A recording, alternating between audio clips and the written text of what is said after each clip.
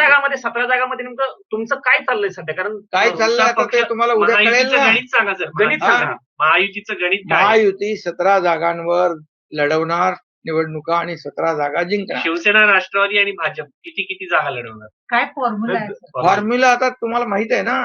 Formula कालच मुख्यमंत्री महोदयांनी आपल्याशी मीडियावर बाईट देताना सांगितलेलं आहे. त्यामुळे जागा वाटप सन्मानाने होईल.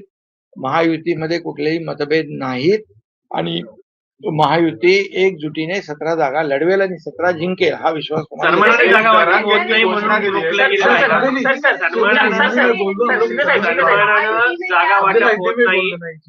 जागा वाटप होत नाही म्हणून रखडलेलं आहे का? नाही रखडलं म्हणजे अरे तुम्हाला अजून 1 तारखेपर्यंत फॉर्म भरायचे आहेत. काय तुम्ही एवढ्या घाईवर का? तुम्हाला आमच्यापेक्षा तुम्हाला जास्ती घाई आहे लागलेली आहे. घोषणा केली की रणरणत्या उन्हात मी म्हणजे थेट उन्हामध्ये विना छपरा शिवाय मी उपोषणाला बसणार आहे, अन्न पाणी त्याग करून. नाही आता त्यांना प्रसाद लाड आमचे आमदार जाऊन भेटले आणि त्यांनी काही गोष्टी त्यांच्या मागण्या ज्या आहेत त्या ऐकून घेतलेल्या आहेत. मुख्यमंत्री महोदयांच्या बरोबर त्यांनी त्या सांगितलेल्या आहेत आणि मला वाटतं आम्ही चर्चा करू मुख्यमंत्री महोदय आणि आम्ही आणि जे काही शेवटी मराठा समाजाला मी मुख्यमंत्री असताना मी होतो, अजितदादा, देवेंद्रजी, आम्ही मिळून जे निर्णय घेतले मराठा समाजाला आतापर्यंत जे कुणबी प्रमाणपत्र मिळत नव्हते ते लाखो कुणबी प्रमाणपत्र देण्याचा निर्णय घेतला. जस्टिस शिंदे कमिटी आम्ही नेमली, त्यांनी ते कुणबी प्रमाणपत्र नोंदी शोधल्या, 10% आम्ही आरक्षण दिलेलं आहे आणि बाकी जे काही ज्या योजना सारथीच्या आहेत त्याचबरोबर अण्णासाहेब पाटील आर्थिक विकास महामंडळ आहे या माध्यमातून मराठा समाजाला न्याय देण्याचं काम केलं आणि जे काही उर्वरित प्रश्न आहे ते देखील सोडवण्यासाठी सरकार सकारात्मक आहे. म्हणजे त्यांना उपोषण करण्याची गरज पडणार नाही असंच सरकारची भूमिका आहे. मराठा कुणबी महामंडळाची देखील त्यांनी मागणी केलेली आहे. ठीक आहे, त्याच्यावर आता मुख्यमंत्री आणि आम्ही चर्चा करू. मुख्यमंत्र्यांनी पंतप्रधान नरेंद्र मोदी यांची या सगळ्याला जोडूनच की आता आसाममध्ये म्हणजे समान नागरी कायदा लागू केला गेला. एक तिसरं राज्य ठरलंय देशातलं समान नागरी कायदा लागू करणार. महाराष्ट्राने पण पुढाकार घ्यावा यासाठी असं वाटतं का? खरं म्हणजे हा विषय काल तुम्ही मला वाटतं प्रश्न विचारला होता. मी सर्वप्रथम आसामचे मुख्यमंत्री हेमंत बिस्वा शर्मा यांचं मी अभिनंदन करतो. सरकार स्थापन झाल्यानंतर तात्काळ त्यांनी हा निर्णय जो समान नागरी कायद्याचा घेतला त्याबद्दल त्यांचं मी अभिनंदन करतो आणि शिवसेनेची भूमिका सुरुवातीपासून तीच राहिलेली आहे. बाळासाहेबांची भूमिका तीच राहिलेली आहे की एक देश एक कायदा, समान नागरी कायदा, सगळ्यांना समान हक्क असले पाहिजे, समान न्याय असला पाहिजे, ही बाळासाहेबांची भूमिका आहे सुरुवातीपासून. आताची भूमिका नाहीये. त्यामुळे एक देश एक कायदा असला पाहिजे ही भूमिका शिवसेनेची सुरुवातीपासून आहे. त्याचबरोबर या देशाचे प्रधानमंत्री नरेंद्र मोदीजी यांनी देखील अनेक वेळा उल्लेख केलेला आहे एका देशात 2 कायदे कसे काय असू शकतात आणि त्यामुळे मला वाटतं आमची भूमिका जी आहे ही सकारात्मक आहे, स्पष्ट भूमिका आहे, समान नागरी कायदा च्या बाजूची आहे आणि यामध्ये घटनेच्या कलम 44 नुसार जे काही सगळ्यांना जे अधिकार सगळ्या समान असले पाहिजे आणि मी या बाबतीमध्ये मुख्यमंत्री महोदयांशी देखील चर्चा करेन आणि आम्ही सरकार म्हणून या बाबतीमध्ये जो सकारात्मक जसं बाळासाहेबांची जी 3 स्वप्न होती, अयोध्येत राम मंदिर बांधणे, 370 कलम हटवणे आणि तसंच समान नागरी कायदा, ही 3 स्वप्न होती. त्यापैकी 2 स्वप्न आदरणीय प्रधानमंत्री नरेंद्र मोदीजी आणि गृहमंत्री अमित भाई यांनी पूर्ण केलेले आहेत. मला वाटतं हे 3रं स्वप्न देखील पूर्ण होईल असा विश्वास आहे. महाराष्ट्र सरकार, दिल्ली आणि याच्यामध्ये काही लोक जे काही गैरसमज पसरवतात याच्यामध्ये याच्यावर अन्याय होईल त्याच्यावर अन्याय होईल, तर आदिवासी समाजाच्या बाबतीमध्ये देखील काही कन्फ्युजन क्रिएट करतात लोक. परंतु काल परवा गृहमंत्री अमित भाईंनी स्वतः स्पष्ट केलेलं आहे की यामध्ये कुठल्याही परिस्थितीमध्ये आदिवासी समाजाचे जे हक्क आहे, संस्कृती आहे, परंपरा आहे, त्यांच्या चालीरीती आहेत, त्याच्यावर कुठलाही परिणाम होणार नाही. काही लोक म्हणतात की आरक्षण जाईल, पण आरक्षण आणि समान नागरी कायदा याचा कुठेही अर्थोअर्थी संबंध नाही. आरक्षण हा विषय घटनेने दिलेला आहे SC ST ला. त्यामुळे काही लोक याला विरोध करायचा म्हणून लोकांची दिशाभूल करतात यामध्ये.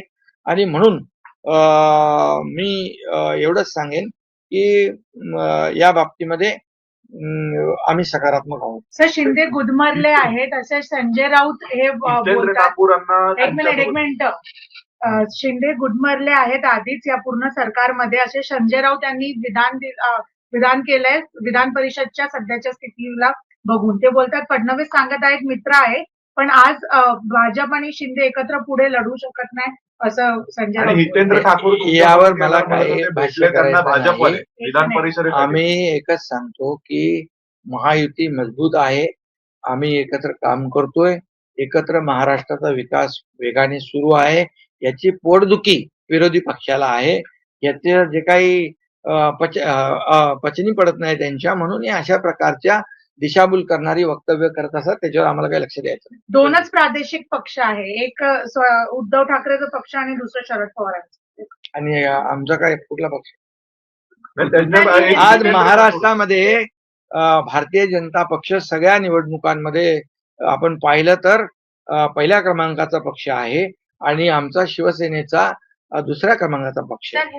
त्यामुळे आता त्यांचे जे काही त्यांचे नंबर कुठे गेलेत ते त्यांनाच माहित नाहीये. त्यांचे नंबर जे आहेत ना, जे किती नंबरला गेलेत तेच त्यांना कळत नाहीये. जे ठाकरे फडणवीसांना म्हणत होते जितेंद्र एकतर ठाकूर तू राहील भेटलेत किंवा मी हा? राहील. जितेंद्र जे ठाकूर ठाकरे फडणवीसांना म्हणत होते एकेरी भाषेत एकतर तू राहील किंवा मी राहील, आता ते ठाकरे भाजपच्या म्हणजे देवेंद्र फडणवीस यांच्या जवळ जाताना दिसत आहेत किंवा तसं ते दाखवतायत. त्याच्याबद्दल तुमचं काय मत आहे? आणि SMS दुसऱ्यांना चाले पाठवतायत. फुटाने डोळे करणारे सांगतायत. रात्री SMS पाठवतायत. पूर्वी म्हणाले एकतर तू राहशील किंवा मी राहील. खरं म्हणजे अशी टोकाची भाषा करणारे लोक आज त्यांची काय परिस्थिती झालेली आहे. आज ते किती म्हणजे त्याला काय म्हणतो आपण,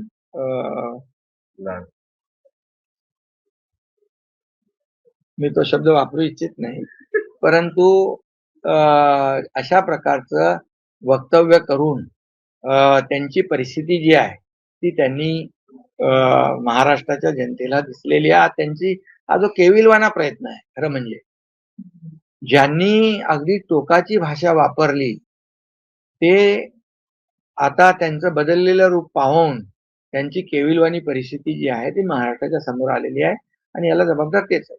काय सर, निवेदन- हिंदीमध्ये थोडंसं काय- या- हिंदी में जितेंद्र बताइए। ठाकूर एकनाथ शिंदे जी, क्या महाराष्ट्र में महायुति मजबूत होने जा रही है, वहां उसको और भी साथी मिल रहे हैं, एनसीपी का एक गुट भी आपके पास आ रहा है, या आदित्य ठाकरे के जो देवेंद्र फडणवीस से जो मुलाकात हुई है, बातचीत हुई है, तो इसका क्या मतलब है सर?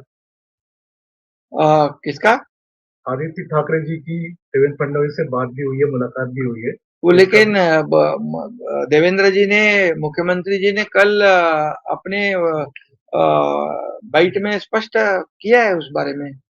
तो मैं इतना ही कहता हूं कि हमारी महायुति जो है, शिवसेना, भारतीय जनता पार्टी और अजीत पवार जी की राष्ट्रवादी, ये तीनों पार्टी मजबूती से महायुति आगे बढ़ रही है.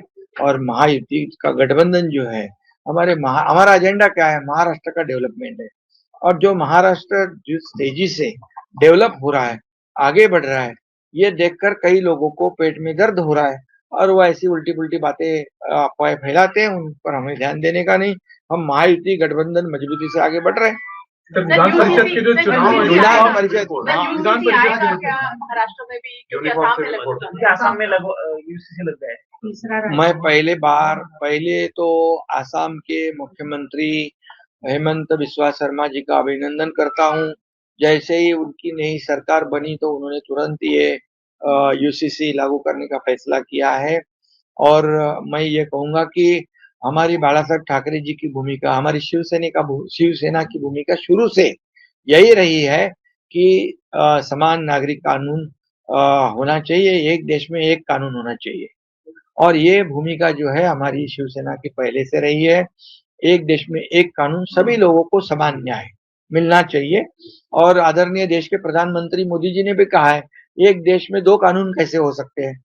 और इसीलिए हमारी भूमिका जो स्पष्ट है कि सभी लोगों को न्याय मिले, महिलाओं को न्याय मिले, सभी लोगों, इसमें तो महिलाओं को बड़ा न्याय मिलने वाला है, इसमें समान नागरिक कानून यूसीसी में। और इसीलिए यहाँ पर जो हमारे बाला साहब ठाकरे जी के 3 सपने थे, एक अयोध्या में राम मंदिर बनाना, कश्मीर का 370 कलम हटाना और समान नागरिक कानून को लागू करना। अभी मोदी जी और अमित भाई ने 2 सपने तो पूरे किए हैं।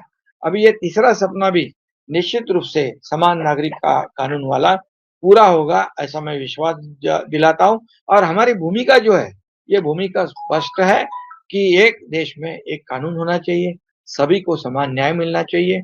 और निश्चित रूप से इस बारे में हमारे मुख्यमंत्री देवेंद्र जी से भी हम बात करेंगे। महाराष्ट्र में होगा महाराष्ट्र महाराष्ट्र में यूनिफॉर्म सिविल कोड इम्प्लीमेंट यही मैं कहा कि हमारा महायुति की सरकार है और जैसे प्रधानमंत्री नरेंद्र मोदी जी का भी यही भूमिका है। कल परसों अमित भाई गृह मंत्री, उन्होंने भी कहीं पर अपने बयान में कहा है। और इसीलिए हमारी भूमिका महायुति की जो है, हम बैठकर मुख्यमंत्री जी से चर्चा करेंगे और ये सकारात्मक भूमिका सर, कल हमारी। आप लोग अमित शाह जी से मिले थे, तो क्या विधान परिषद को चुनाव को लेकर कोई खटपट चल रही है कुछ महायुति में? कोई क्या एजेंडा क्या था? जितेंद्र ठाकुर से कोई- मिलते भाजपा वाले। कोई खटपट नहीं, कोई खिटपिट नहीं है। महायुति का विधान परिषद का चुनाव 17 जगह पर महायुति लड़ेगी और 17 जगह पर महायुति जीतेगी। एकनाथ जी, मुंबई का एक एक्सक्लूसिव क्लब है ब्रिज कैंडी क्लब। इसमें सामने आया है कि बहुत ही रेसिस्ट पॉलिसी इसकी है। अगर आप यूरोपियन पासपोर्ट होल्डर है तभी आपको एंट्री मिलती है। इसमें समझा? जरूर साहब ने भी एक बार रिएक्शन किया था कि उन्हें भी ब्रिज बाहर फेंक कैंडी दिया गया था। ब्रिज कैंडी क्लब है ये, बेसिकली मुंबई का बहुत एक्सक्लूसिव क्लब है। जैसे जिमखाना क्लब है, ऐसी वहाँ का बहुत एक्सक्लूसिव क्लब है। वहाँ पर आपको मेंबरशिप तभी मिलती है जब आप यूरोपियन पासपोर्ट होल्डर होते हो। तो इसके खिलाफ लोगों में बहुत रोष है कि ये रेसिस्ट पॉलिसी है। क्या इसमें भी सरकार कुछ एक्शन लेगी? बिल्कुल एक्शन लेगी। अगर ऐसा अगर वो करते हैं तो उसकी जानकारी ली जाएगी। और हमारे मुंबई में ये क्लब है तो इसका फायदा मुंबई वासियों को होना चाहिए। सर, महाराष्ट्र मांसाहारी आहे आणि मांसाहारच होणार आहे असं राऊत बोलतायत की इतके रेडे कापून ही सरकार जी आहे बळी देऊन सरकार आली आहे, तर इथे मांसाहारच कंटिन्यू होणार आहे वडापाव कुठे होणार आहे? महाराष्ट्रात. त्यांना जाऊ दे, आता त्यांच्याबद्दल मला काही चर्चा करायची नाही, सोडून द्या. मुख्यमंत्र्यांनी पंतप्रधानांची भेट घेतली मुख्यमंत्र्यांनी. कसं पाहताय तुम्ही? महाराष्ट्राचे मुख्यमंत्री देशाचे प्रधानमंत्री यांना भेटले तर ह्याच्यामध्ये तुम्ही कसं पाहताय म्हणजे काय? जे काही विषय असतील त्याच्या बाबतीत, महाराष्ट्राच्या विषयांच्या बाबतीमध्ये चर्चा करणं मुख्यमंत्र्यांचं काम आहे आणि प्रधानमंत्री महोदय नेहमी महाराष्ट्राच्या पाठीशी उभे राहिलेले आहेत. एकनाथ जी, कर्नाटका धन्यवाद, थैंक यू, बहुत बहुत धन्यवाद। कर्नाटका की डेवलपमेंट को कैसे देख रहे हैं? सिद्धारमैया जी ने रेजिग्नेशन दे दिया है, वो गवर्नर हाउस जाएंगे। आपको लगता है स्मूथ ट्रांजिशन रहेगा? देखिए, कर्नाटका उनका के वो लोग- अंदरूनी पक्ष का, पार्टी का मामला है और वो पार्टी का मामला होने की वजह से उन्होंने तय किया होगा, वो उसके मुताबिक होता होगा। ठीक है ठीक है, थैंक यू। धन्यवाद।